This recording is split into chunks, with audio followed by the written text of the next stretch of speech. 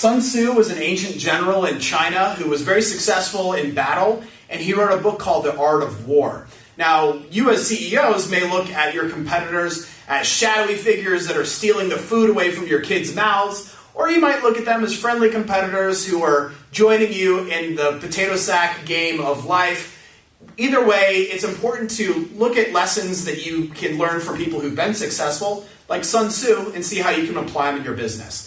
One thing that he said is that, so it is said, if you know your enemies and know yourself, you will not be put at risk, even in 100 battles. If you only know yourself, but not your opponent, you may win or may lose. And if you know neither yourself nor your enemy, you will always endanger yourself. Now, that might have been a little more eloquent in ancient Chinese, but the idea is you need to know your own strengths and weaknesses and your competitors' strengths and weaknesses in order to have the most successful outcome in business or in battle, as is the case. So to know that, it's important to look at user-generated content, whether that's customer reviews, social media, customer feedback. Take that information to learn what your customers say are your organization's strengths and weaknesses and make those things better. How many of you are monitoring your competitors' reviews online, for example? If you aren't doing that, please invest in review monitoring software that can do that. Again, if you only know your strengths and weaknesses, you might be successful, but if you know what you do well and what your competitors do well, you're much more likely to vanquish them in the battle of money and business and life. So make sure you monitor that and make sure that you invest in software that is telling you what your customers think you're doing well and what not so well, and also your competitors.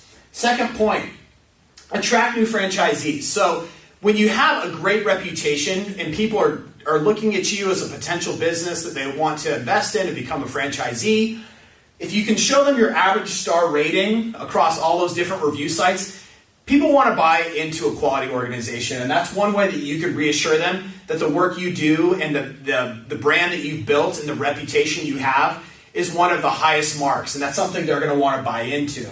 And it's also something that you can hold them to that standard and say, hey, we expect the same of you after you join the organization. So it's a great way to attract people, but also maintain the quality standards that you expect all your franchisees to uphold.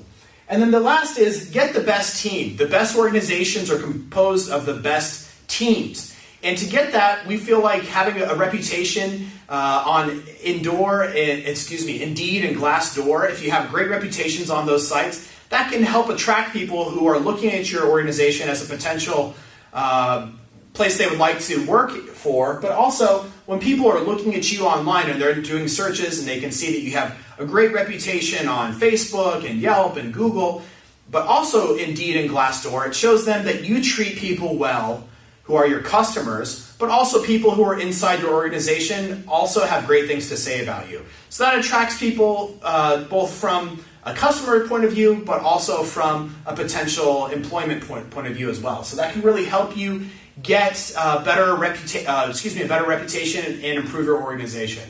So I'm Matt Jones with WebPunch, and we'll see you next class.